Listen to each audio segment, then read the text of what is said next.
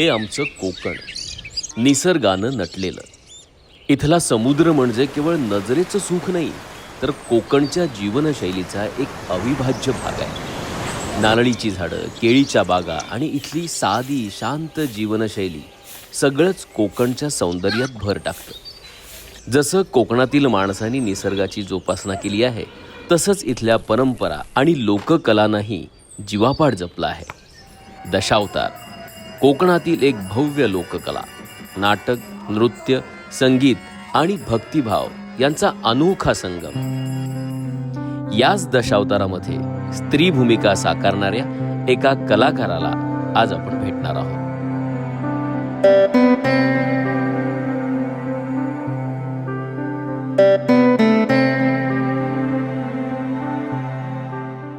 नमस्कार, माझं नाव बाळकृष्ण नारायण गोरे. बाळकृष्ण गोरे पारंपरिक लोककला दशावतारी नाट्यमंडळ कवठीकुडाळ या संस्थेचा मी अध्यक्ष आहे.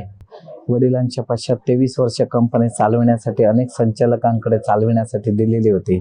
आता 15वं वर्ष माझं चालू आहे. मी स्वतः कंपनी चालवतो. दशावतार म्हटल्याच्या नंतर सर्वप्रथम ही कोकणची ही लोककला आहे.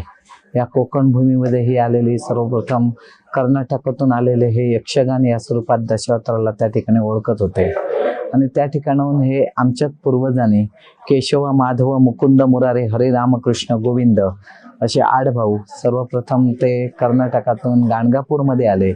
आणि गाणगापुरात येता क्षणी त्या ठिकाणी आपला उदरनिर्वाह कसा होईल म्हणून त्याने आपलं पंढरपूर म्हणून तीर्थक्षेत्र पंढरपूर या ठिकाणी ते आले. आणि त्या ठिकाणी येता क्षणी एकाच ठिकाणी राहून त्या ठिकाणी त्यांना आमच्यात काही ज्ञाती बांधवांनी त्या ठिकाणी त्यांना त्रास देण्याचा प्रयत्न केला पंढरपूरला. त्या ठिकाणी त्यांना दृष्टांत झाला की कोकणची भूमी म्हणजे परशुराम भूमी, या कोकण भूमीमध्ये जाऊन जर प्रति पंढरपूर म्हणून ओळखलं जाणारं वालवल गाव, या वालवल गावी लक्ष्मीनारायणाचं प्रति पंढरपूरचं आदस्थान आहे. त्या ठिकाणी जाऊन तीर्थक्षेत्रावर जाऊन जर तुम्ही या लोककलेचा प्रसार केला तर तुमचं खरंच या ठिकाणी भवितव्य चांगलं होईल. म्हणून रामायण महाभारतावर आधारित त्यांच्या अनेक कथा आधारित घेऊन हे लोककला आज दशावतार आध्यात्मिक आणि समाज प्रबोधन व्हावं, यातून आमचे 8ही भाऊ म्हणजे केशव, माधव, मुकुंद, मुरारे, हरे, रामकृष्ण, गोविंद असे 8ही भाऊ वालवल गावी आले. पण एकाच ठिकाणावर आपला उदरनिर्वाह कसा होईल म्हणून काही जण वालवलला गेले, काही जण आरवलीला गेले, काही खानोलीला गेले, काही चेनमणला राहिले. असे 8 आता 9 पारंपरिक दशावतार मंडळ या ठिकाणी स्थापन झालेली आहेत. आणि अशा तऱ्हेने ह्या लोककलेचा समाज प्रबोधन होऊन आणि या लोककलेचा आज या ठिकाणी प्रसार झालेला आहे. सुमारे 800 वर्षापूर्वी ही लोककला या ठिकाणी प्रसारित झालेली आहे. आता आमच्या घराण्यातून माझी सुमारे 10वी ते 11वी पिढी माझी चालू आहे समजलं का. आणि आज गोरे वंश परंपरेप्रमाणे आज लोककलेवर रंगभूमीवर कार्यरत फक्त एकमेव मीच आहे या ठिकाणी.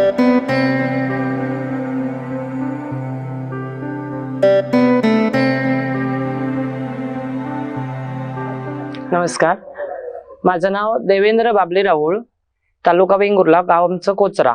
दशावतार म्हणजे आपली लोककला, म्हणजे पुराणांच्या आधारावर जे चालतं ते दशावतार. पुराणातील ज्या काही गोष्टी आहेत ना, पांडव प्रताप आणि हे विष्णू पुराण, गरुड पुराण, यावर आधारित आपण जे काही सादर करतो त्यालाच दशावतार कला म्हणून इकडे सगळीकडे महाराष्ट्रात ओळख आहे. दशावतार या क्षेत्रात तुम्हाला काम करून किती वर्ष झाली? मला दशावतार क्षेत्रात जवळपास 20 वर्ष झाली. सुरुवातीपासून स्त्री पात्रच करतोय मी. आसोली गावात एक नाटक बघायला म्हणून गेलो होतो आणि त्या मंडळात जो स्त्री भूमिका करणारा होता तो त्या दिवशी आला नव्हता.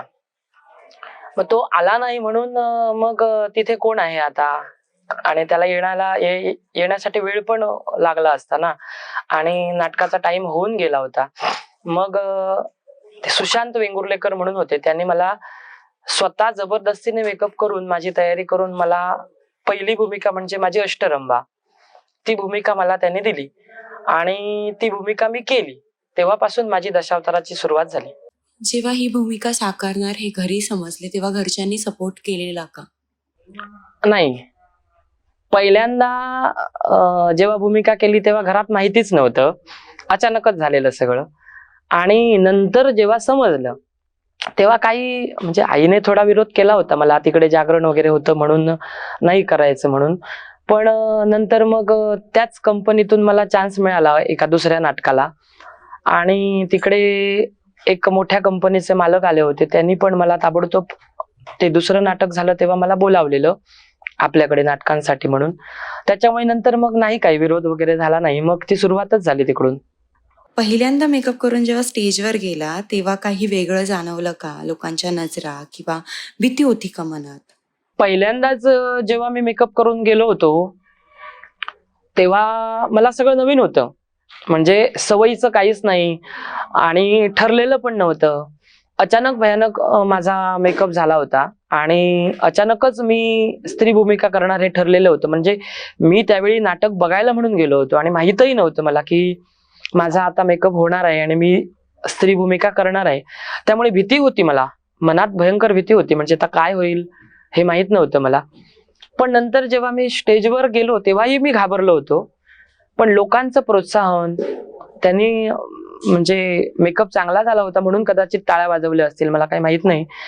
पण त्याच्यामुळे जरा मला धीर आला, बरं वाटलं, समाधान झालं. आणि मग त्यावेळची मी अष्टरंबेची भूमिका असल्यामुळे ती छोटीशीच भूमिका होती, त्यामुळे मी ती भूमिका साकार केली आणि नंतर मग मला काही त्रास नाही जाणवला, बरं वाटलं, जरा धीर आला आणि केली मग तिथून सुरुवात.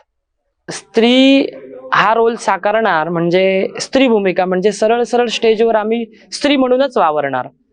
मग ते साडी नेसणं हे काही सवयीचं नव्हतं, दागिने किंवा बायकांसारखा वावर हे पण सवयीचं नव्हतं. सुरुवातीला साडी नेसणं थोडं कठीणच होतं, म्हणजे निऱ्या वगैरे घालणं, पदर लावणं, पण ते परफेक्ट पाहिजे, लोकांना आवडलं पाहिजे, म्हणून मग ते हळूहळू आम्ही शिकलो थोडं आणि मग ते बऱ्याच वेळा नेसून नेसून सवयीचं झालं. दशावतार क्षेत्रात दुसरा मेकअप करणारा कोणी नसतो. इथे दशावतार क्षेत्रामध्ये जेवढे कलाकार असतात तेवढ्या सगळ्यांचा मेकअप स्वतःच करतात, त्याला कोणी दुसरा येत नाही. आता सुरुवातीला कोणालाच जमत नाही, म्हणजे मलाही जमत नव्हता. आता कोणी नवीन आला असेल तर त्याला सुद्धा तसा तो जमणार नाही पहिल्याच वेळेन. मग सगळेजण हळूहळू दुसऱ्याचा बघून किंवा प्रयत्न करून शिकतात. तसं मी पण सुरुवातीचा मेकअप माझा दुसऱ्याने केला होता पहिल्या नाटकाच्या वेळी, पण दुसऱ्याच्या नाटकाच्या पासून मी मग शिकण्याचा प्रयत्न केला. माझं मी शिकलो, थोडं डोळ्यांचं काजळ, लिपस्टिक याची सवय नव्हती मला, मग ते काय अनुभवातून हळूहळू झालं सगळं नीट. आताचे स्त्री भूमिका करणारे जे कलाकार आहेत, समजा ते पुरुष आहेत, पुरुष असून ते स्त्री भूमिका निभावतात. पण पूर्वी जर का रामायण महाभारतामध्ये जर का पाहिलं असेल तर त्या ठिकाणी ओरिजिनल स्त्री पाठ करणारे स्त्रिया होत्या. पण दशावतारामध्ये ही एक ख्याती आहे आणि एक परमेश्वराचा आशीर्वाद आहे की पुरुष एखाद्या स्त्रीला लाजवेल असे अभिनय करून, स्त्रीला लाजवेल असं साज शृंगार करून आज व्यासपीठावर येऊन तो स्त्री भूमिका ला योग्य प्रकारे न्यायदान देण्याचं काम करतोय.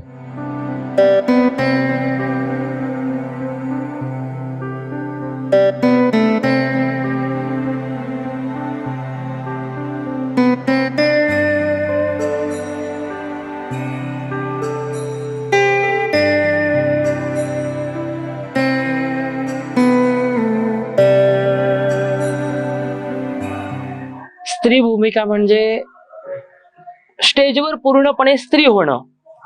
मी पुरुष आहे हे विसरून मी एक स्वतः स्त्री आहे तिथं त्या स्टेजवर.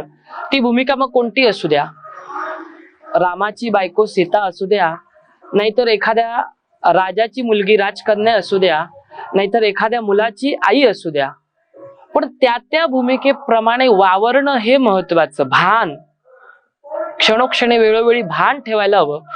राजकन्या म्हणजे थोडी अल्लड असते, महाराणी म्हणजे मर्यादेप्रमाणे वागणारी, आणि मुलाची आई म्हणजे सात्विकता सांभाळणारी. अशा प्रत्येक पायरीप्रमाणे जाणारी भूमिका, बदलती भूमिका, म्हणजे जशी भूमिका असेल तसा बदल.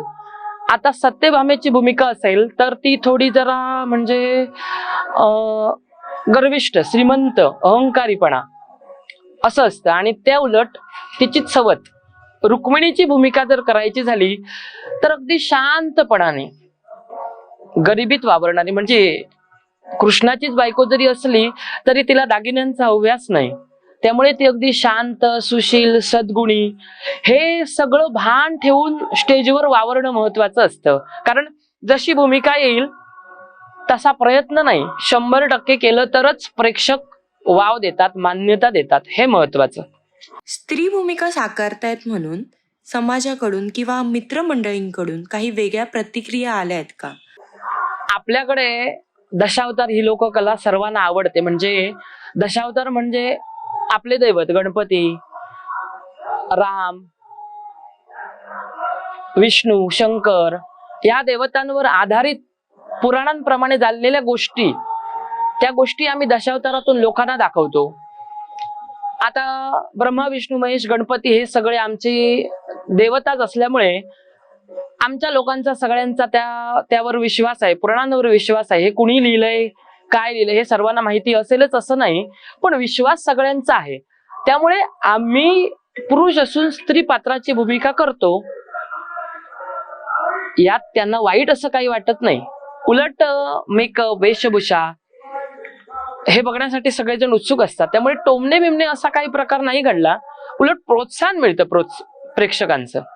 एखादा कलाकार नवीन असला तर त्याच्याकडून अष्टरंभेची भूमिका केली जाते, त्यातून तो पुढे गेला तर मग राजकन्येची भूमिका त्याने जर व्यवस्थित साकारली तर मग महाराणीची भूमिका, मग आता सर्वात कठीण भूमिका म्हणजे द्रौपदीची भूमिका, महाराणी कुंतीची भूमिका, सत्वशील नाटकातील सुशिलेची भूमिका, इंद्रजित वध नाटकातील इंद्रजित राजकर्त्यांची बायको सुलोचना, ह्या काही कठीण भूमिका आहेत.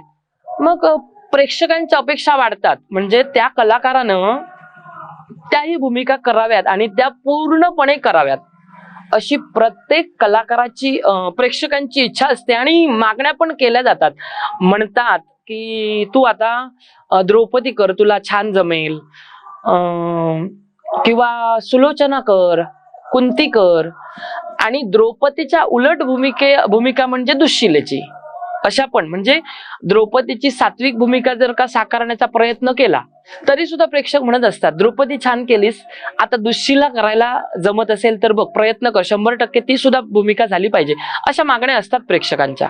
दशावतार हे नाटक स्क्रिप्टेड असतं का? नाही, म्हणजे लिखित फक्त मुद्दे असतात. याच्यात पुराणांवर आधारित गोष्टी असतात, त्या गोष्टीचे मुद्दे लिहिले जातात आणि त्या मुद्द्यांवरून काय बोलायचं आहे ते आपण, समोरचा पात्र म्हणजे समोर आपल्या कोण आहे तो पात्र आणि आपण, आपली भूमिका, याचा अंदाज घेऊन ते सगळं ठरवायचं आहे. म्हणजे आता आपल्याला काय बोलायचं आहे यावर आम्ही सगळं थोडंसं ठरवतो आणि ठरवून मग डायरेक्ट सादरीकरण. लिहिलेलं असं काही नसतं. जे सादरीकरण होतं ते चांगलं झालं तर मग पुन्हा जर का तो प्रयोग लागला असेल मग त्याच गोष्टी आम्ही तिथे सादर करतो, त्यात काही बदल होत नाही. होतात बदल, नाही असं नाही, पण शक्यतो लिहिलेलं असं काहीच नाही, फक्त वाचन महत्वाचं. म्हणजे एखादा भाग ठरला म्हणजे खेळ ठरला तर या खेळाला आम्ही भाग असं म्हणतो. मग त्या स्टोरीवरून, म्हणजे आता पुराणातील विष्णूची गोष्ट झाली तर मग विष्णूची ती गोष्ट आहे, त्या गोष्टीवरून आपला एक भाग ठरला जातो. मग ते पूर्ण वाचन करायचं आणि त्याच्यावर आधारित असं काही असेल ते पूर्णपणे बोलायचं, एवढंच असतं. दशावतारामध्ये महिलांनी स्त्री भूमिका का करू नये, पुरुषांनाच का करावी लागते? याला एक महत्वाचं कारण आहे, म्हणजे स्त्रियांना मासिक पाळीची अडचण असते आणि दशावतार सगळीकडे मंदिरात पूजेच्या वेळी अशाच ठिकाणी कार्यक्रम सादर केले जातात. कारण देवतांवर आधारित असणारी गोष्ट, सत्यनारायणाची पूजा किंवा देवाचा वार्षिक उत्सव असतो त्यावेळी सादर केले जातात. मग या मंदिराच्या ठिकाणी बायकांना प्रवेश असतो, नाही असं नाही, पण मासिक पाळीच्या वेळी त्यांना प्रवेश नसतो, म्हणून स्त्रियांना या दशावतारात प्रवेश नाही.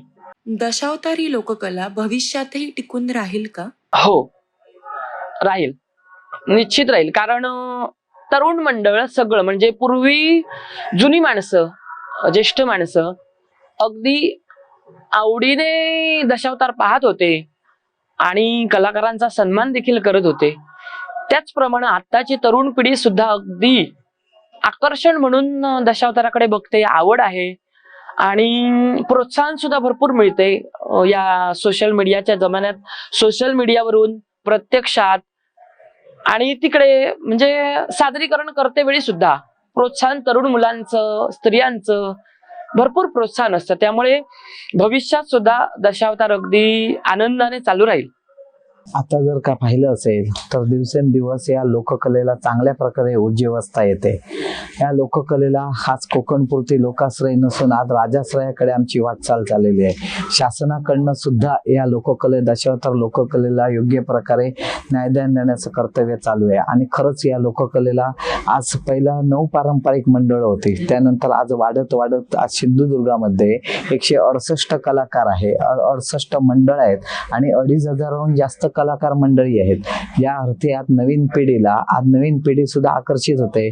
आज 10वीच्या जर वर्गामध्ये पाहिलं तर तुम्ही दशावतार संदर्भात एक धडा सुद्धा आलेला आहे आणि आज एवढंच नव्हे तर आज शाळेमध्ये जर सरस्वती पूजन असेल किंवा त्यांचे अनेक कार्यक्रम वगैरे जर असतील शाळेमध्ये, पहिलं दशावताराला ते प्राधान्य देतात। बाल दशावतार आता कित्येक मंडळ स्थापन झालेले आहेत आणि आज जर का दशावताराची गाणी लहान मुलं सुद्धा पुटपुटताना दिसत आहेत। म्हणजे दशावताराचं आकर्षण एवढी वर्ष जरी झाली, किती जरी आधुनिकता जरी दशावताराला आली तरी दशावतार ही ऊर्जिवस्था आहे आणि नक्कीच पुढे भवितव्याच्या दृष्टिकोनातून ही लोककला भयंकर उज्ज्वल होणार आहे। जगाच्या व्यासपीठावर येऊन साता समुद्राकडे नक्की जाईल अशी ते आमची गणपतीजवळ आमची प्रार्थना आहे आणि आमचा परिपूर्ण आत्मविश्वास आहे।